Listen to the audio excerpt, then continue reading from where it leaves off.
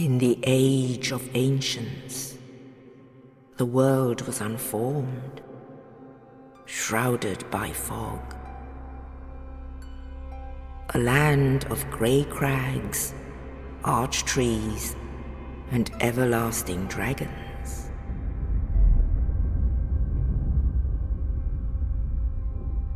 But then there was fire, and with fire came disparity. Heat and cold, life and death, and of course, light and dark.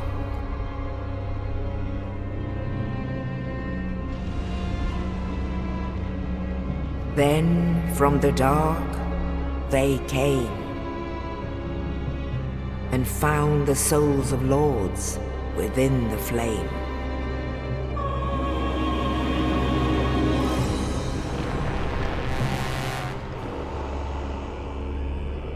Nito, the first of the dead.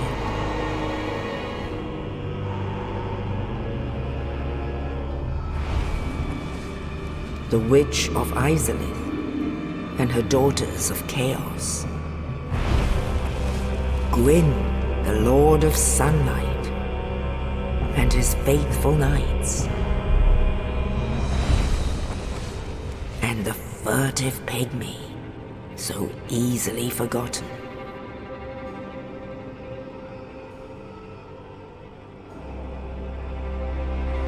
With the strength of lords, they challenged the dragons. Gwyn's mighty bolts peeled apart their stone scales. The witches weaved great firestorms. Nito unleashed a miasma of death and disease. And Seath the Scaleless betrayed his own, and the dragons were no more.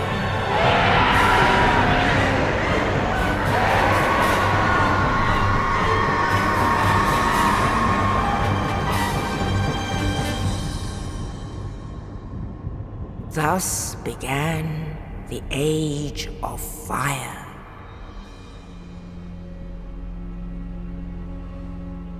But soon the flames will fade, and only dark will remain.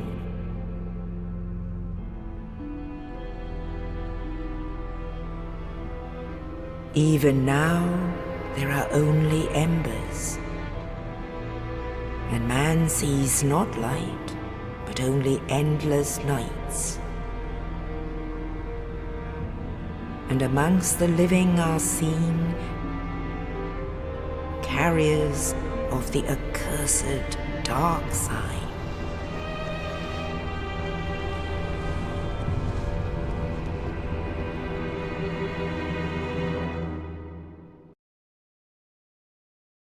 Hello everyone, today I'll be sharing the summarized story of one of the most beloved games of the last decade, Dark Souls 1. I want to note that this video will only cover the base game, and the DLC will not be included. This is your spoiler warning. Without further ado, let's get started.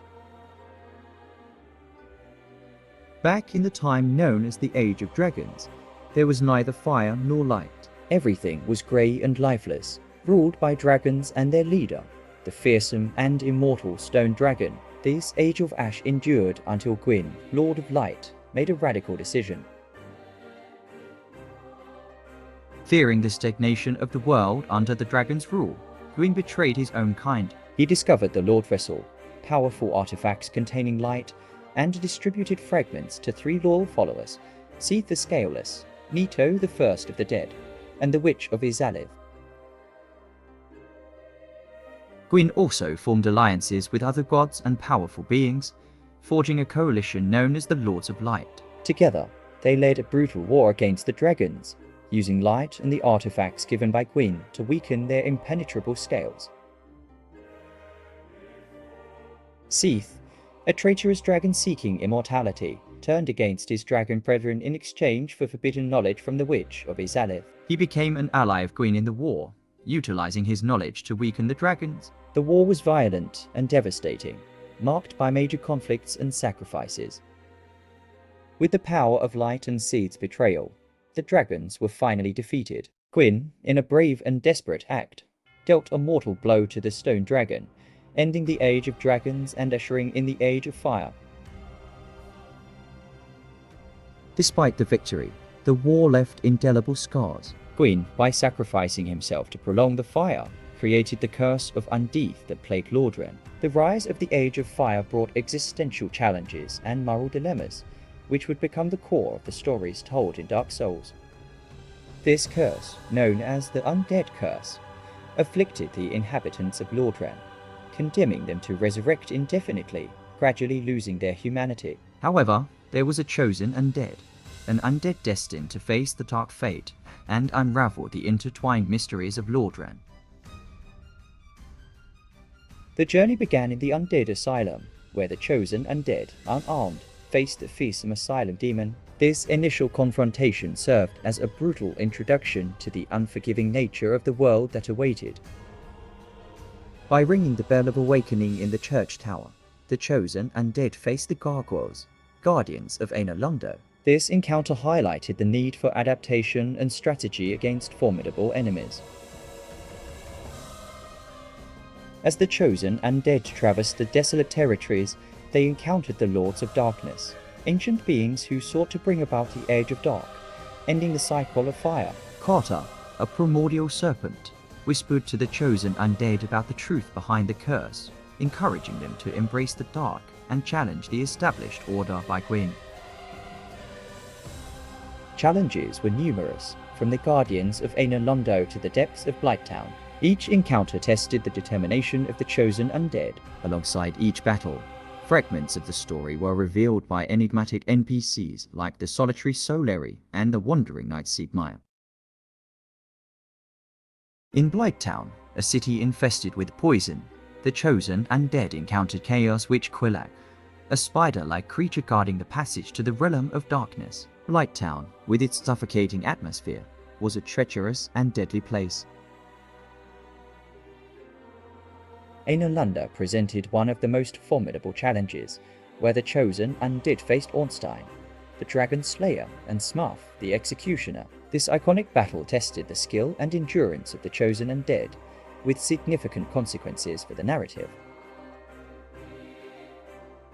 As the chosen undead approached the climax, they discovered that the primordial bonfire that sustained the Age of Fire was linked to a choice. It was a choice between prolonging the Age of Fire, sacrificing themselves like Gwyn, or letting darkness take over, plunging Lordran into the Age of Dark. At the heart of Lordran, the chosen undead faced Gwyn, Lord of Light, who had sacrificed everything to keep the First Flame alive. This melancholic battle symbolized the confrontation between continuity and change, marking the climax of the journey. The chosen undead, in facing Gwyn, became the catalyst for the transformation of Lordran. The time to decide had come. Prolong the Age of Fire, maintaining the illusion of light and continuity, or embrace the darkness and let Lordran follow its cyclical fate. Regardless of the choice, the chosen undead left an indelible mark on the history of Lordran, a story marked by sacrifice, inevitability, and the eternal quest for balance between fire and darkness. In this ending, the chosen undead chooses to prolong the Age of Fire, following Gwyn's path. By selecting Link the Fire at the kiln of the First Flame, the chosen undead sacrifices themselves to feed the primordial bonfire with their essence. This act maintains the Age of Fire, preserving the light and extending the undead curse. The implications of this ending are complex. While the chosen undead demonstrates altruism and devotion by reigniting the flame, they also perpetuate an inevitable cycle of sacrifice and decline. The world continues in the Age of Fire, but its transient nature and the inevitability of its decline persist. If the chosen undead chooses not to link the fire and abandons the mission, selecting the option Walk Away, they embrace the Age of Dark. This means allowing the flame to naturally extinguish, plunging Lordran into darkness. Carter, the primordial serpent, encourages this path, suggesting that the Lords of Dark, including the Chosen Undead, take control.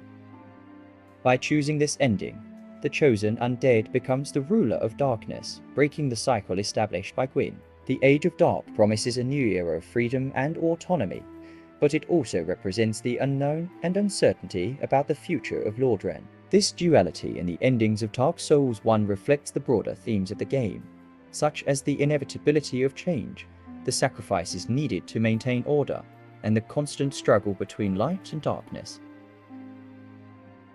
Both endings carry profound consequences for the world of Dark Souls, shaping its destiny in ways that transcend the choices of the protagonist.